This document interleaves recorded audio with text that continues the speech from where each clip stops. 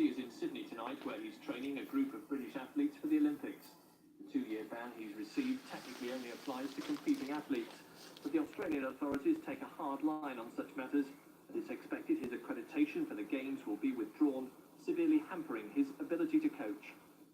I just wanted to just go away, just go somewhere and not to have to deal with this.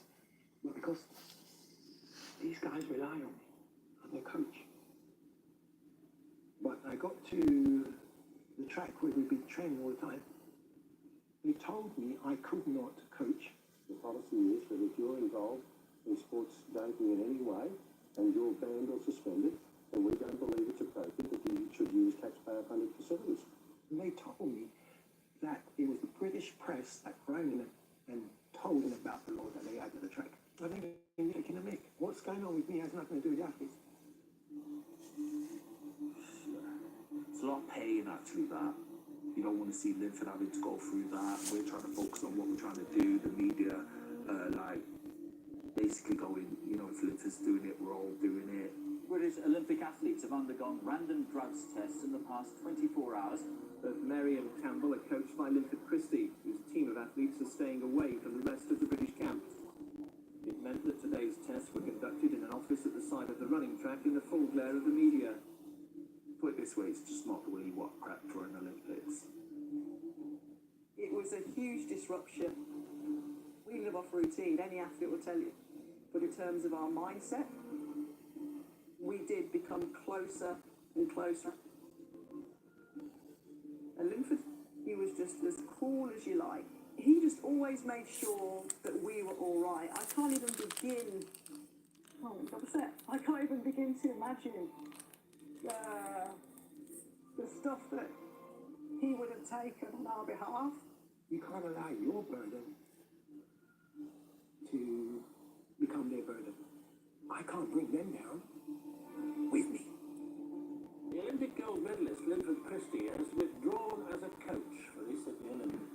Christie said his athletes would suffer from a media circus, which was likely to dog in Sydney. The decision by Linford Christie avoids any potential confrontation with the authorities in Sydney and the possible embarrassment of having his accreditation forcibly withdrawn. The focus now will be on how the athletes he coaches perform at the Games.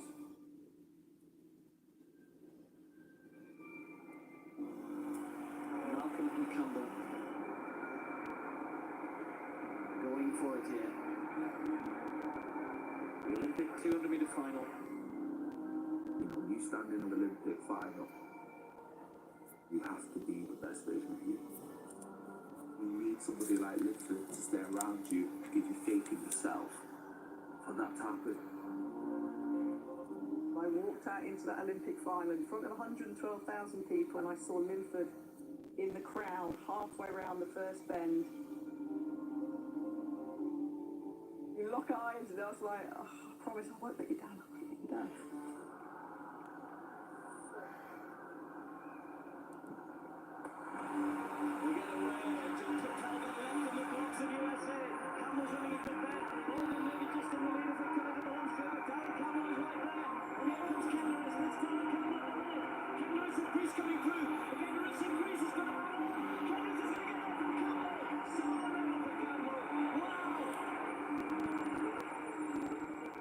Barry came second in the 200 and Catherine came third in the 400. In so many ways, it was two fingers up to everybody that had given us a lot of grief on the way. Got to thank Linford for being so strong when everybody was on his back. We know he was strong, he came out here, took the stress and everything and helped us through it all. The feeling was better than when I won my Olympic gold. That was so much better. This was, against the odds. In spite of.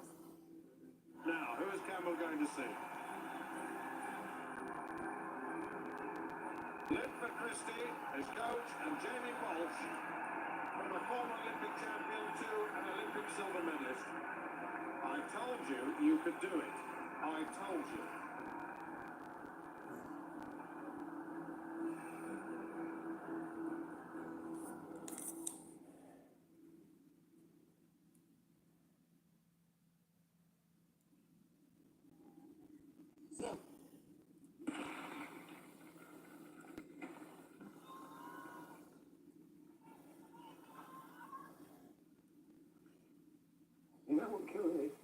his name?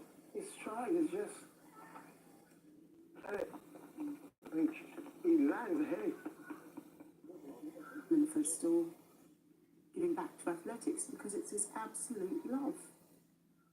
But the label cheat has been given to Linford. That's what he's had to now live with and adjust to. That's become part of his legacy. Got to be aggressive. It's good. You just got to be aggressive. You think he has a complicated legacy? Well, it's not simple. Yes, what?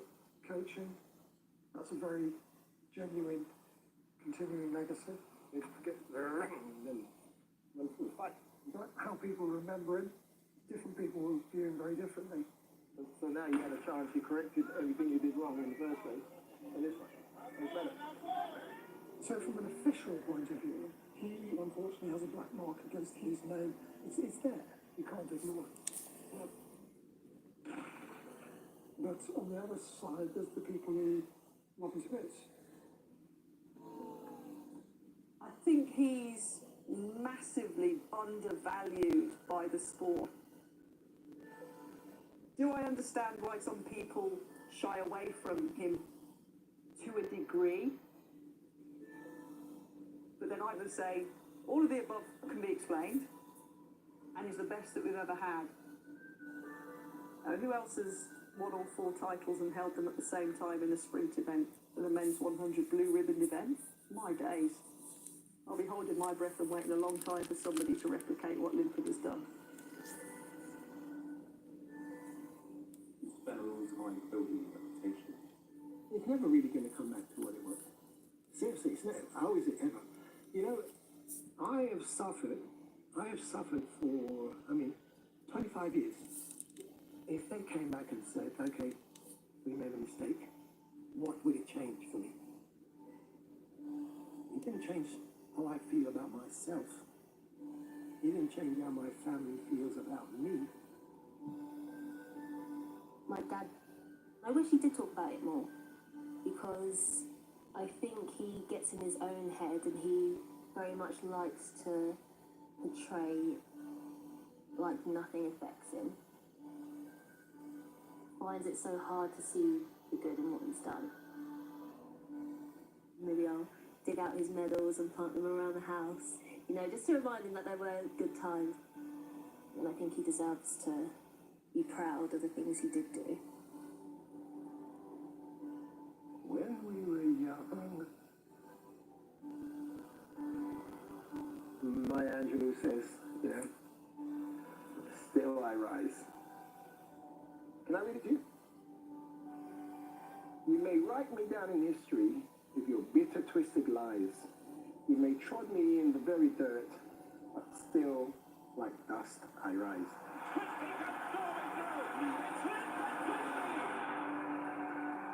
You may shoot me with your words. You may cut me with your eyes. You may kill me with your hatefulness, but still, like air, I rise.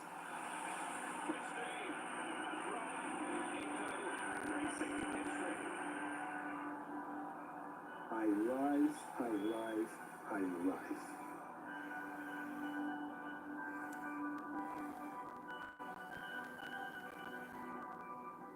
That's me.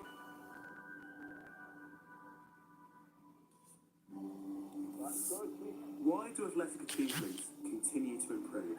Explore how coaching, technology, and other factors have helped raise track and field performance in an animated interactive. Go to bbc.co.uk/Linford and follow the links to the Open University.